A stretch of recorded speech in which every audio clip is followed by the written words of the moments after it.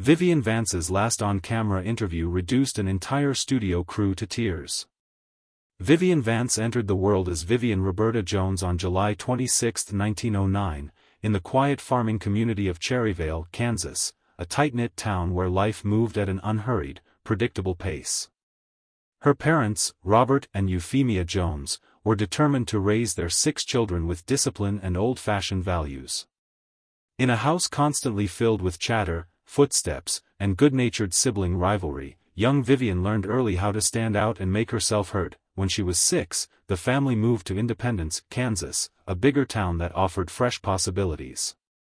At Independence High School she discovered the drama club, and the stage instantly felt like home. For the first time, she experienced what it was like to be truly seen and understood.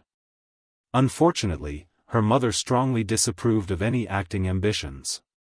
Euphemia viewed show business as unreliable and improper for a respectable young woman, and her opposition created ongoing friction at home. Vivian, however, possessed a calm but unbreakable determination. Defiance, for her, was never loud or reckless, it was deliberate and resolute. She adopted the last name, Vance, as a quiet declaration of independence and took whatever jobs she could find to fund her dream. On many nights she would climb out her bedroom window into the cool Kansas darkness to practice lines, attend rehearsals, or simply imagine a bigger future. Eventually, she left for Albuquerque, New Mexico, determined to turn acting from a hobby into a career. Her professional journey began modestly in 1930 with a role at the Albuquerque Little Theater. From there she appeared in local productions such as This Thing Called Love and The Cradle Song, earning admiration for her skill, work ethic, and infectious charm. In an extraordinary show of support, the New Mexico theater community pooled money to send her to New York to train with the renowned stage actress Eva Le Gallienne, an opportunity that altered the course of her life. She arrived in New York brimming with drive. Her Broadway debut came in 1932 as a chorus member, an exhausting, often thankless job that nevertheless taught her precision and stage discipline. She steadily climbed into supporting roles, honing the sharp comic timing and emotional depth that would later define her. In 1937 she stepped out of the chorus for good with a featured part in the musical Hooray for What? 4 years later, in 1941, she earned rave reviews starring opposite Danny Kaye in Cole Porter's Let's Face It, solidifying her reputation as a warm, gifted comedienne. In 1947 she moved to California just as Hollywood was exploding with new energy. After years devoted to the stage, she began testing the waters in film. Her movie debut came in 1950 with a small role as Leah the chambermaid in The Secret Fury, followed by another supporting part as Alicia in The Blue Veil. Though her film career never rivaled her stage and television triumphs, these early credits proved her range. Everything changed the night Desi Arnaz and producer Jess Oppenheimer caught her performance in the play The Voice of the Turtle. They were casting the role of Ethel Mertz for a new sitcom called I Love Lucy and instantly knew they had found their actress. Despite the character being written as frumpier and older than Vivian actually was, Desi insisted she was perfect, and history proved him right. That I Love Lucy premiered in 1951 and swiftly became a national sensation. Vivian's Ethel, loyal, sarcastic, endlessly patient, and hilariously expressive, won hearts everywhere. The series ran for 7 groundbreaking seasons and remains one of the most beloved comedies ever made. She reprised Ethel numerous times, on Texaco Star Theater in 1954, in the Lucy Desi Comedy Hour from 1957 to 1960. And later on The Lucy Show, where she successfully negotiated to play a character named Vivian instead of Ethel, allowing audiences to finally call her by her real name. Their on-screen chemistry reflected a genuine, lifelong friendship with Lucille Ball. After The Lucy Show wrapped, Vivian appeared in the star-studded 1965 comedy The Great Race, made guest spots on Here's Lucy from 1968 to 1972, and popped up on shows like The Red Skelton Show, Guest Ward Ho, Off to See the Wizard, and Rhoda. She voiced a character in the 1972 animated special The Lorax and starred in several television movies, including The Front Page, The Great Houdini, and Getting Away from It All.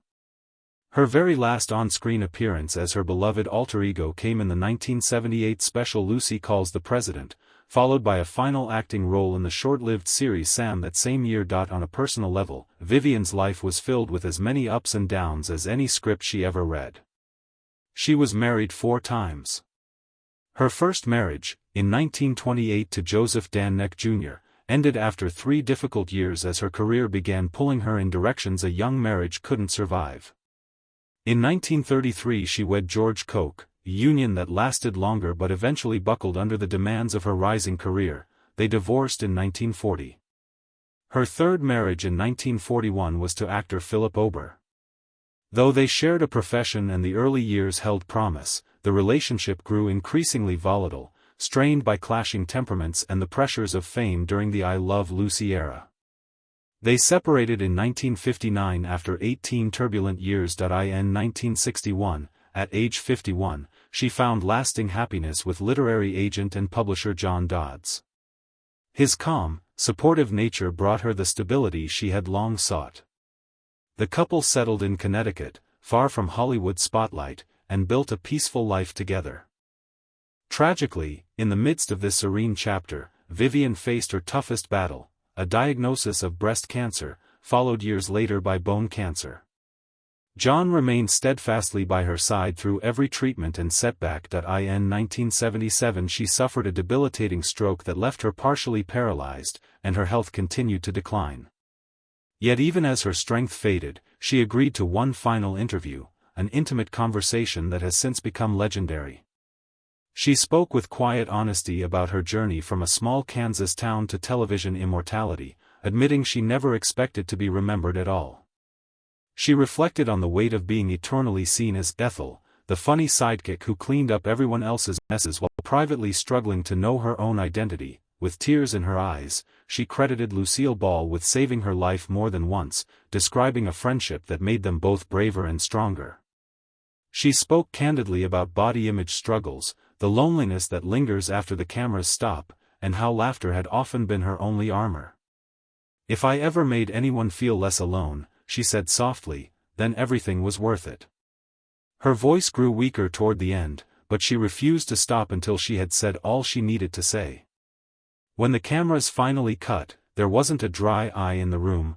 Crew members, producers, and the interviewer himself were openly weeping. It wasn't merely a farewell, it was a profound, unguarded gift from a woman who had spent her life bringing joy to millions. Vivian Vance passed away on August 17, 1979, at the age of 70, with her beloved husband John at her side.